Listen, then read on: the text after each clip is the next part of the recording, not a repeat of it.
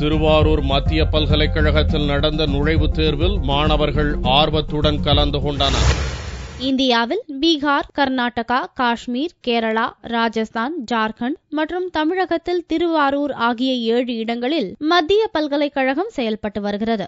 இந்த பல்கலைக்கழகங்களில் MA, MSc உட்பட 73 வகையான பாடப்பிரிவுகள் உள்ளன. மத்திய பல்கலைக்கழகங்களில் சேர்வதற்கு நாடு முழுவதும் ஒரே நேரத்தில் நுழைவுத் தேர்வு நடத்தப்படுகிறது. தமிழகத்தில் திருவாரூர், மதுரை, சென்னை, கோவை போன்ற இடங்களில் ஜூன் 18ஆம் தேதி தேர்வு நடந்தது. திருவாரூரில் நடந்த தேர்வில் மாணவிகள் ஆர்வமுடன் கலந்து கொண்டு நுழைவுத் தேர்வை எழுதினர். 36 மையங்களில் நடைபெறும் இந்த தேர்வை நாடு முழுவதும் 9500 மாணவர்கள் எழுதுவதாகவும் 2 நாட்கள் இத்தேர்வு நடக்க இருப்பதாகவும் திருவாரூர் மத்திய பல்கலைக்கழக துணைவேந்தர் சஞ்சய் தெரிவித்தார். கிட்டத்தட்ட 73 யூனிவர்சிட்டி லெவல் ப்ரோக்ராம்ஸுக்கு நாட்டு முழுக்கும் 36 சென்டர்ஸில் கிட்டத்தட்ட 9000 10,000 மக்கள் என்ட்ரன்ஸ் எக்ஸாம் எழுதிட்டு இருக்காங்க.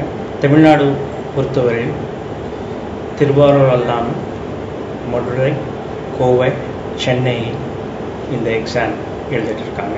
பீகார், ராஜஸ்தான், ஜார்க்கண்ட், காஷ்மீர், கேரளா, கர்நாடகா மற்றும் தமிழ்நாடு இவங்களெல்லாம் சேர்ந்து இந்த என்ட்ரன்ஸ் எக்ஸாமை நடத்திட்டு இருக்கோம். திருவாரூரில் மத்திய பல்கலைக்கழகம் அமைந்துள்ளது கிராமப்புற மாணவர்களுக்கு ஒரு வரப்பிரசாதம் என்று மாணவிகள் மகிழ்ச்சி தெரிவித்தனர். இங்கே நான் MSc, MSc அப்ளை பண்ணி என்ட்ரன்ஸ் எக்ஸாம் எழுதுறதுக்காக வந்திருக்கேன். இங்கே சென்ட்ரல் யூனிவர்சிட்டி ஓப்பன் பண்ணது நான் கிராமத்துலேருந்து வந்திருக்கிறதுனால இது ஒரு பெரிய வரப்பிரசாதமாக இருக்கு. நல்லா ப்ரிப்பேர் பண்ணிட்டு வந்திருக்கேன்.